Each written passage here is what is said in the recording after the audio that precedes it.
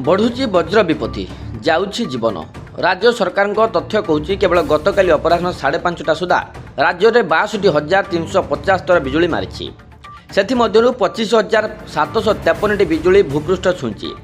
गतकालीर घन घन बिजुली और घड़घड़ी चली जाइए 12 अमूल्य जीवन। आहत होती 14 जन और 8 गाईगोरू जीवन भी जाइए वज्रपात। स्वतंत्र रिलीफ कमिशन बा एसआरसी तथ्य कहूँ गत 5 वर्ष में वज्रपात जो राज्य में 1,727 जन मृत्यु होती और पाणीपाग विज्ञानी मत एवं ओडिशा रे मौसुमी दुर्बल थिबारु वायुमंडल उपरी भाग में उत्तप्त शुष्क वायु रही। अन्यपटे घूर्णिबलय प्रभाव में समुद्र भितर जलीय बाष्पूर्ण आर्द्र वायु भूमंडल आड़क आसूची और बिजुलीर बारंबारता और तीव्रता बढ़ुची। तेबे वज्रपात संपर्क में पाणीपाग विभाग पक्षर 3 घंटा पूर्व निर्दिष्ट अंचल संपर्कित सूचना दी जाउची। लोके सचेतन हेले निश्चित भावे वज्रपात जनित मृत्यु रोक जाय परिबो। एबे प्रश्न केमिति जानिबे आगको वज्रपातर आशंका रही।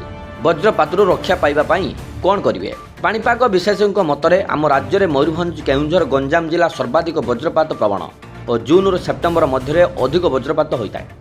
आकाश में कलाहांडिया मेघ देखादेले बा आकाश आंशिक मेघुआ बा सुखिला देखगले यह वज्रपातर संकेत।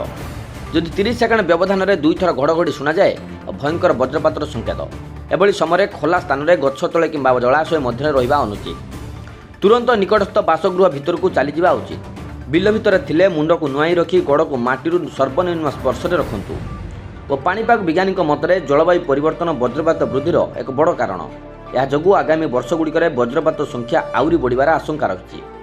जेहेतु वज्रपात को रोकवा संभव नुहे या प्रभाव रक्षा पाइबा लगी सचेतनता ही एकमात्र विकल्प।